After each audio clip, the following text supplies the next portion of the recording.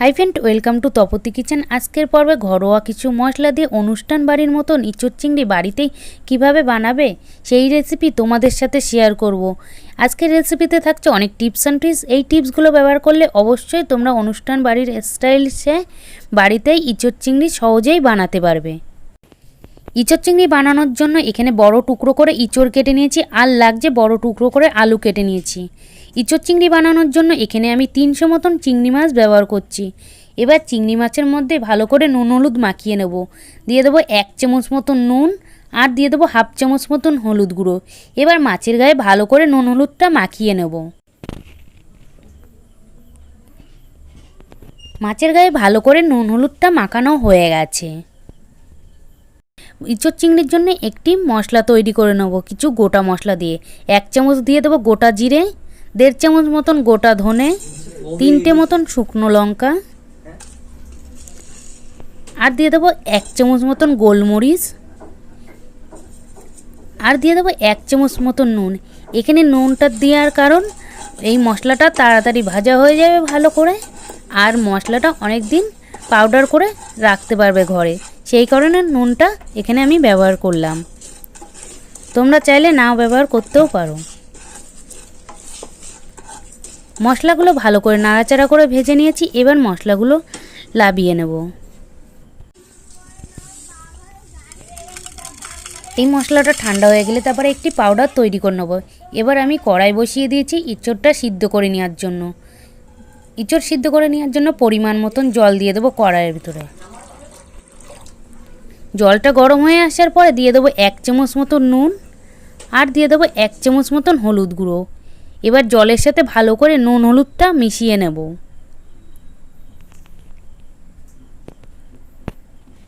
জলের সাথে ভালো করে নুন হলুদটা মিশিয়ে নিয়েছি। এবার দিয়ে দেবো বড় টুকরো করে কেটে রাখা আলু আর ইঁচড়।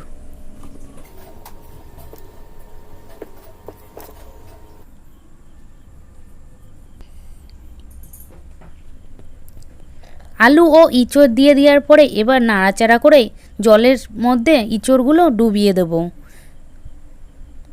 যাতে এইভাবে উপরে না থাকে, সেই কারণে নাড়াচাড়া করে জলের মধ্যে ডুবিয়ে দিয়েছি। এবার ঢাকা দিয়ে ইঁচড়টা সিদ্ধ করে নেব।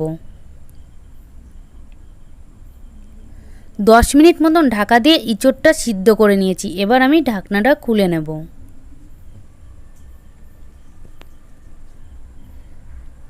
ঢাকনাটা খুলে নেওয়ার পরে নাড়াচাড়া করে তোমরা দেখতেই পাচ্ছ ইঁচড়টা কতটা সিদ্ধ হয়েছে। ইঁচড়টা ভালো করে সিদ্ধ হয়ে গেছে। এবার আমি ইঁচড়ের থেকে জলটা ঝরিয়ে নেব। এবার চিংড়ি মাছগুলো ভেজে নেওয়ার জন্য কড়াই বসিয়ে দিয়েছি। কড়াইটা গরম হয়ে আসার পরে দিয়ে দেবো সর্ষের তেল। এবার নুন হলুদ মাখিয়ে রাখা চিংড়ি মাছগুলো তেলের মধ্যে দিয়ে ভেজে নেব।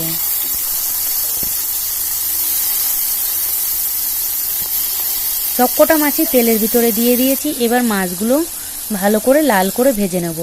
মাছের ওই পিঠটা ভালো করে ভেজে নিয়েছি। এবার মাছগুলো উল্টে দিয়ে মাছের এই পিঠটাও ভালো করে ভেজে নেব।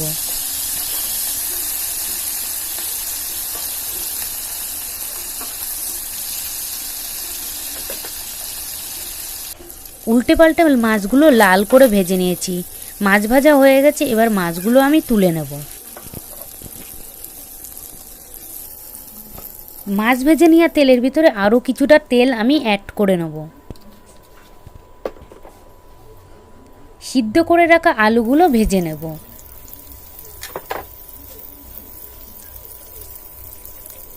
আলুগুলো নাড়াচাড়া করে হালকা করে ভেজে নেব।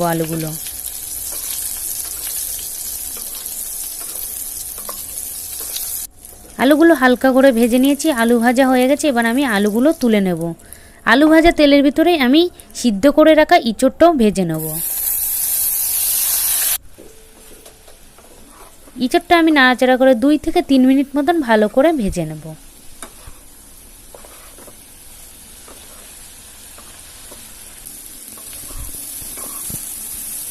দুই থেকে 3 মিনিট মতন ভালো করে নাড়াচাড়া করে ইঁচড়টা ভেজে নিয়েছি। ইঁচড় ভাজা হয়ে গেছে। এবার আমি ইঁচড়টা লাবিয়ে নেব।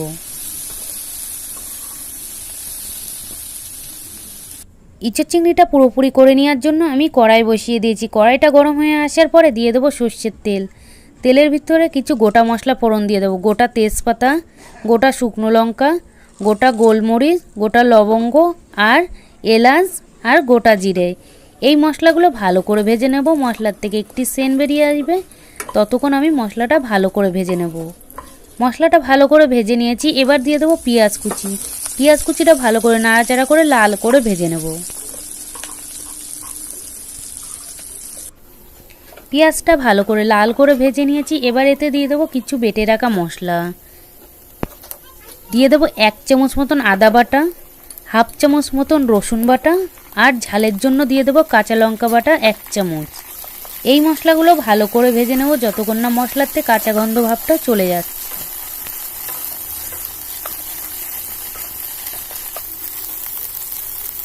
মশলাটা ভালো করে ভেজে নিয়েছি, মশলাতে কাঁচা গন্ধ ভাবটা চলে গেছে। এবার আমি দিয়ে দেবো টমেটো পেস্ট করে রেখেছিলাম, টমেটো পেস্ট দিয়ে দেবো। টমেটো পেস্ট দিয়ে দেওয়ার পরে আরও কিছুক্ষণ ধরে মশলাটা ভালো করে ভেজে নেব যাতে টমেটোর থেকে কাঁচা গন্ধ ভাবটা চলে যায়। মশলাটা ভালো করে ভেজে নিয়েছি। এবার দিয়ে দেবো কিছু গুঁড়ো মশলা। 1 চামচ জিরে, 1 চামচ কাশ্মীরি লঙ্কার গুঁড়ো, 1 চামচ ধনে গুঁড়ো আর দিয়ে দেবো হলুদ গুঁড়ো কালারের জন্য, আর দিয়ে দেবো পরিমাণ মতন নুন। এই মশলাগুলো ভালো করে নাড়াচাড়া করে ভেজে নেব।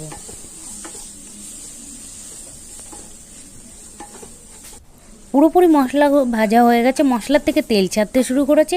এবার আমি দিয়ে দেবো ভেজে রাখা আলু আর ইঁচড়।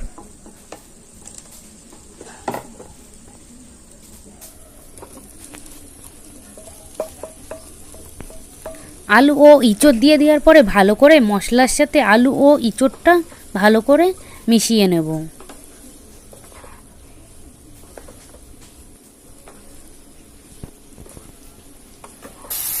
মশলার সাথে ভালো করে ইঁচড়টা মিশিয়ে নিয়েছি।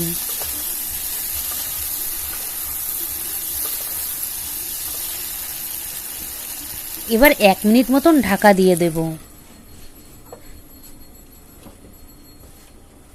1 মিনিট পরে আমি ঢাকনাটা খুলে নেব। তোমরা দেখতে পাচ্ছ ঢাকনাটা খুলে নেওয়ার পরে আমি ঢাকাটা কেন দিয়েছিলাম, চারি সাইড দিয়ে তেল ছাড়তে শুরু করে দিয়েছে। এবার ভালো করে আরও একবার নাড়াচাড়া করে নেব। ভালো করে মশলা ও ইঁচড়ের সাথে মিশানো হয়ে গেছে। এবার দিয়ে দেবো পরিমাণ মতন জল।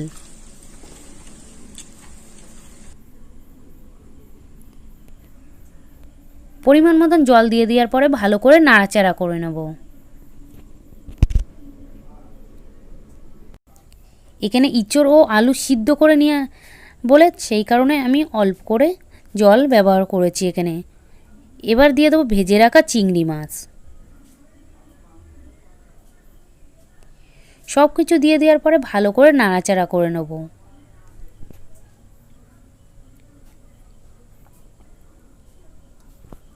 এবার ঢাকা দিয়ে আরও 5 মিনিট মতন তরকারিটি তৈরি করে নেব গ্যাসের ফ্লেমটা আস্তে দিয়ে।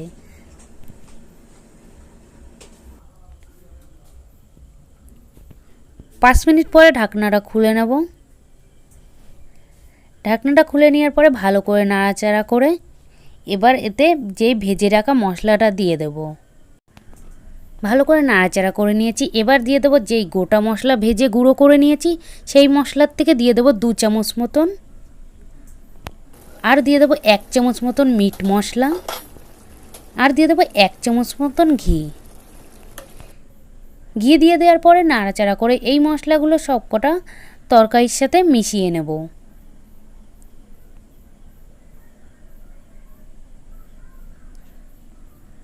তোমরা দেখতে পাচ্ছ প্রায় রেসিপিটি তৈরি হয়ে গেছে।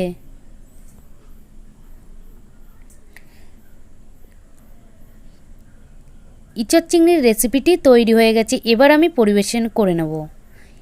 ইঁচড় চিংড়ির রেসিপিটি যদি তোমাদের ভালো লেগে থাকে তাহলে একটা লাইক কমেন্ট তোমাদের বন্ধুদের কাছে শেয়ার করতে ভুলবে না। আর আমার চ্যানেলে যদি নতুন হয়ে থাকে তাহলে একটা সাবস্ক্রাইব করে দেবে নিত্য নতুন রেসিপি পেতে হলে।